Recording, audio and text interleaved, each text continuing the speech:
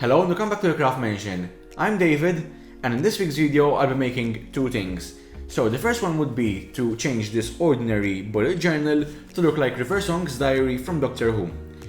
Now it's a bit thinner, I know, so I have to make do. And if I had known that I would eventually end up changing the exterior look, I would have found a bullet journal with this texture. So let's see how I work around that to remove this and make it look like her diary. Now, of course, I'll be giving you a template if you would like to make your own River Song's diary. This is just a prototype, the finished one will be a bit better. Now, of course, not every bullet journal is the same, or well, any journal. So, you might have to tweak the specifications a bit, make them a bit wider or longer, depends on your own bullet journal. The second part of this video will be actually planning out the bullet journal, and if you're a stationery enthusiast, I would highly recommend that you stay for the second part of this video as well, because, well, I'll be playing around with some calligraphy and I have a lot of neat things. There's stickers, like stamps, I have a lot of markers. I bought a whole wrap of markers for this video, and there's a whole set of pencil colors because I want to make some illustrations in this book as well. Anyways, as Stan says, allons-y!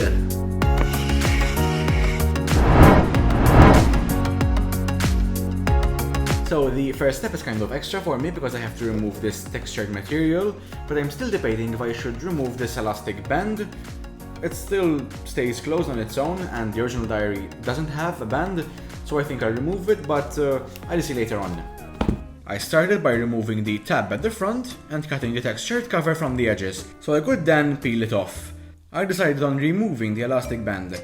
The paper underneath was quite rough, so I gave it 2 coats of Mod Podge. I removed all the grey parts from the template, traced it onto cardboard and cut the pieces. I had to painstakingly flatten all the edges so as to make it similar to the original, and that is called dedication to the craft. Using white glue, I placed in every piece. On the spine of the book there are 2 more panels which you can also find in the template. These are made from 2 layers of cardboard each. I flattened their edges as well and glued them in place. If the design is a bit bigger, simply cut off the excess like I did here. I tried hiding the 2 distinct layers of the actual book cover and the cardboard by applying thick layers of Mod Podge in the gap, which worked quite well. To seal the whole thing, I applied 2 thick layers of Mod Podge. Then I also gave it 2 coats of grey primer. I went over with the blue paint 4 times, each time alternating between a horizontal stroke and a vertical one. I really wanted to create like a weave pattern. The indentations are a darker shade of blue. While this is the new version of the diary, I quite liked the weathering of the older one, so I dry brushed some very light blue paint. This is a technique where you wipe off most of the paint and then highlight some areas of the prop with your paintbrush. The bookmark ribbon didn't really fit with the blue aesthetic, and since it's not in the original prop, I removed it as well. Finally, I dry brushed some brown and yellow onto the sides of the pages to make them look a bit worn out. And with all that finished, I finally had my own TARDIS Blue diary.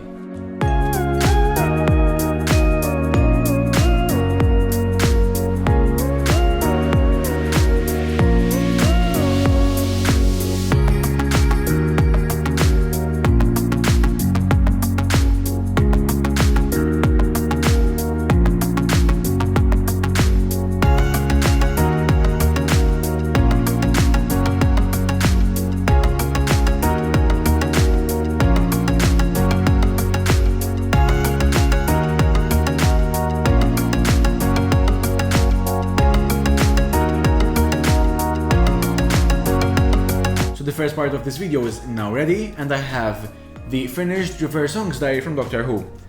The weathering on the pages is kind of optional because, of course, when you open it, it isn't weathered on the inside. But when it's closed, it kind of goes with the entire look of the weathered book. So now, let's move on to the actual making of the bullet journal. I had a lot of pens and stationery to test out. I tested most of them 3 times.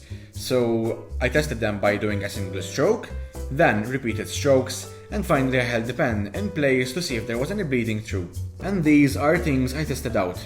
So I used a Faber-Castell fountain pen, Pergaliners watercolor pencils, Stabilo and Muppet pastel highlighters, some random little stamps I got from Flying Tiger, Faber-Castell brush pens, bullet nib markers and calligraphy markers, Zebra gold and silver gel pens, Pilot white gel pen, a Monami twin name pen, and erasable pens which I also got from Flying Tiger.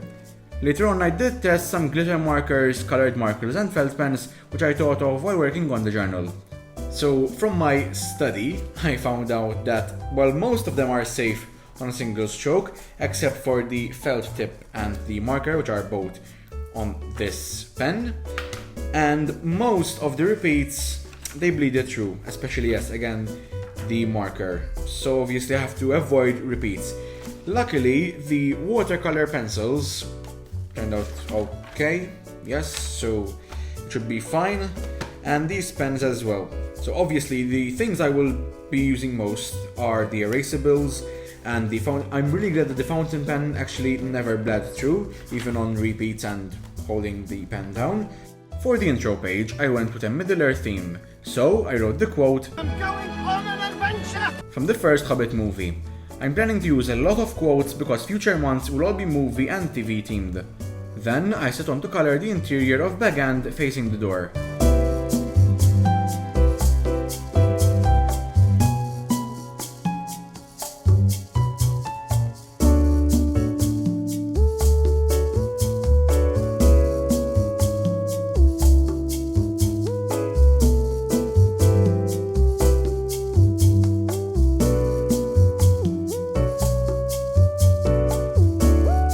On the back of it, I planned out my grid spacing reference by counting the number of boxes. This is a place where you count how many squares you need to split your page in a certain way.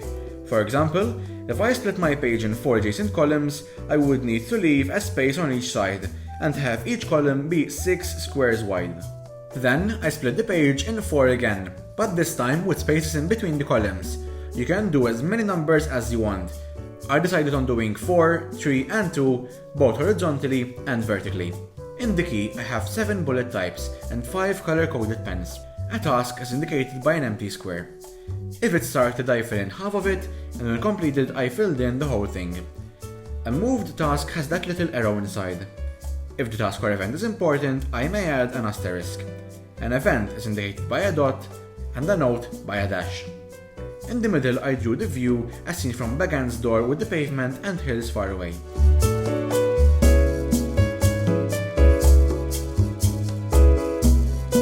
As you can see, I cut around the door so when it's open from the front, the exterior is revealed. Along the whole journal, most titles will be written in the Hobbiton font that Bilbo and Frodo use.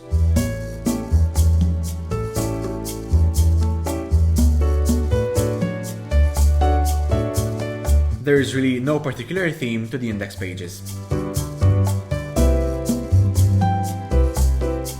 I usually find myself writing YouTube video ideas on small bits of paper and then clapping them to my shelving system, so an area for them in this journal was definitely needed.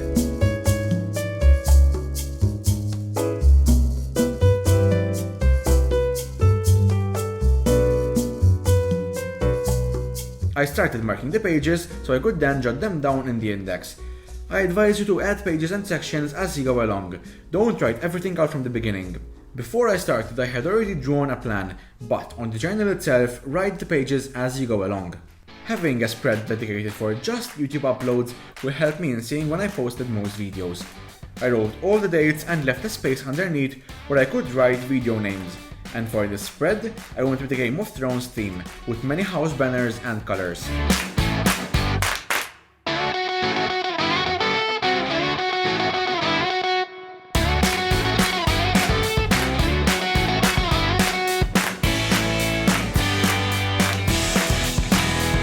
Hopefully, I remember to write down the Sindarin word of the day.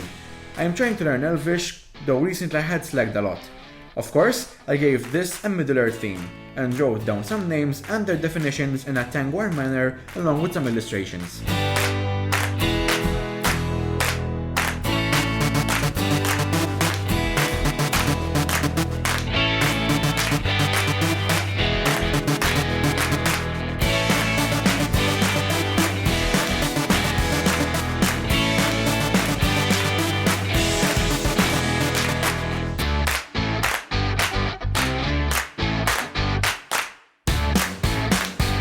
I spread them monthly but wrote down the numbers up to 365 rather than for each month. And this went into the index too. I obviously love movies and TV shows, so I dedicated a spread to both of them.